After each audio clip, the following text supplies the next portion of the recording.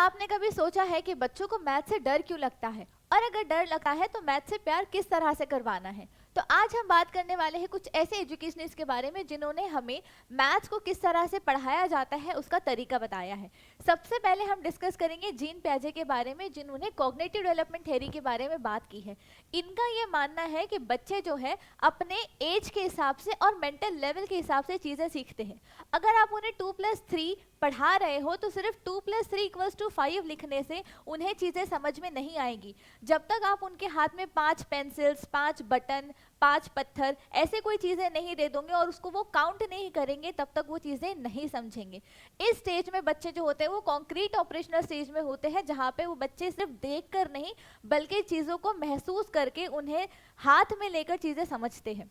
इसलिए बोला गया है कि मैथ्स को जब आप पढ़ाते हो उसको कॉन्क्रीट से एब्स्ट्रैक्ट की तरफ लेकर जाना है, यानी कि मूर्त से अमूर्त की तरफ लेकर जाना है, जहाँ पे आप बच्चों को पहले आप पिक्चर्स बताओगे, एक्टिविटीज करवाओगे, उसके बाद उन्हें एब्स्ट्रैक्ट की तरफ यानी कि काउंटिंग की तरफ लेकर जाओगे।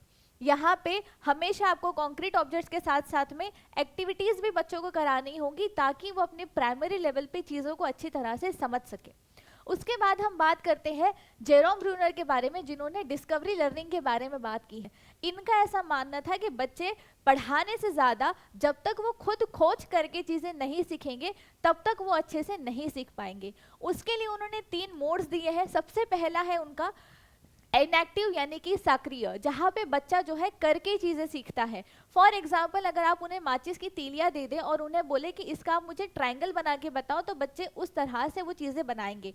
उसके बाद आती है आपकी आइकॉनिक यानी कि चित्र। अब वहाँ पे आप क्या करोगे, बच्चों को ट्रायंगल बोर्ड पे ड्रॉ करके बताओगे। पहले बच्चे ने खुद अपने वो मैथ स्टिक से ट्रायंगल्स बनाया, उसके बाद आप बच्चों को जो है बोर्ड पर ट्रायंगल बना के बता रहे हो। और उसके बाद में आता है सिंबॉलिक नंबर्स यानी कि प्रतीकात्मक, जहाँ पे आप ट्रायंगल के बारे में प्रॉपर्टीज बताओगे कि ट्रायंगल के 3 साइड्स होते हैं, 3 एंगल्स होते हैं, इस तरह से। तो इसका पाठ्यचर्या से क्या संबंध है? इनका ये बोलना था कि बच्चे जो है एक्सप्लोरेशन और डिस्कवरी के द्वारा बहुत अच्छे तरीके से चीज़ें सीखते हैं और वो हमेशा उनके माइंड में रहती है। उसके बाद हम डिस्कस करने वाले हैं लेवर्गोट्स के बारे में, जिन्होंने सोशल कंस्ट्रक्टिविज्म के बारे में बात की है। इनका ऐसा मानना था कि जब तक बच्चे बाहर निकल के सोशल होके बातचीत आपस में नहीं करेंगे, वो चीज़ें अच्छे से नहीं सीख पाएंगे।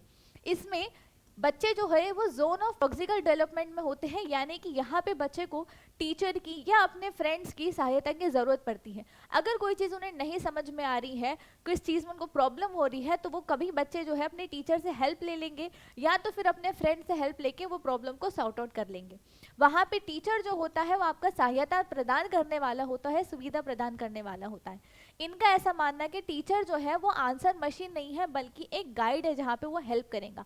फॉर एग्जाम्पल, अगर आप कोई वर्ड प्रॉब्लम बच्चे को दे देते हैं और बच्चा कंफ्यूज हो जाता है, उसे नहीं समझ में आ रही है, अगर आप वही वर्ड प्रॉब्लम ग्रुप वर्क में दे दोगे तो बच्चे जो है अपने अलग अलग लॉजिकल थिंकिंग के हिसाब से तर्क लगाकर उस वर्ड प्रॉब्लम का सॉल्यूशन निकालने की कोशिश करेंगे। जहाँ पे बच्चा जो है ग्रुप वर्क और डिस्कशन और पीयर लर्निंग के थ्रू जो है कोई भी क्वेश्चन का या फिर कोई भी प्रॉब्लम का सॉल्यूशन निकालने पे आदी हो जाता है।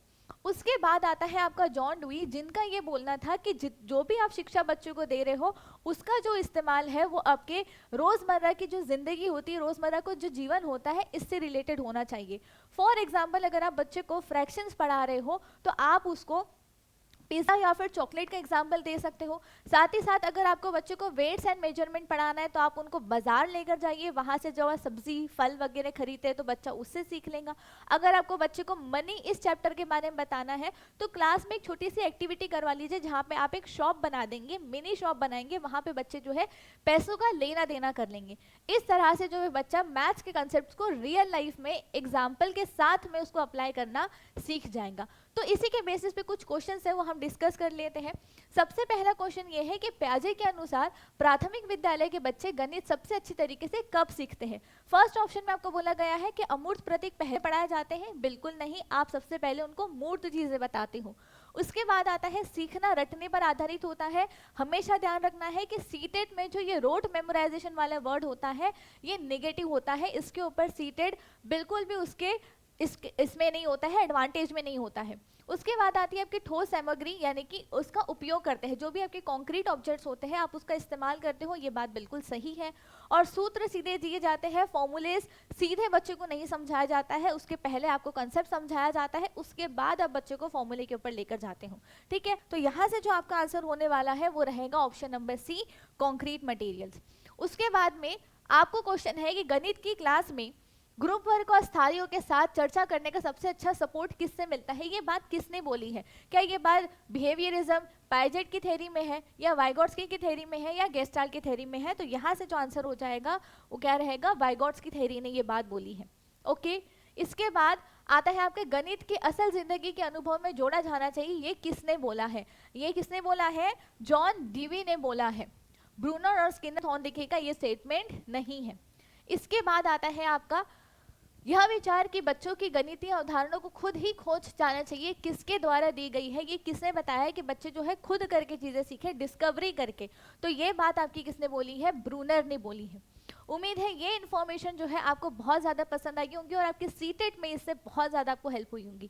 अगर आपको ये वीडियो पसंद आई है तो इसको लाइक और शेयर करना है और कमेंट में बताना है कि नेक्स्ट आपको किस टॉपिक पे वीडियो चाहिए। और ऐसे इन्फॉर्मेटिव सॉल्यूशंस और वीडियोस के लिए टीचिंग परीक्षा के चैनल को सब्सक्राइब जरूर करना है। Thank you so much.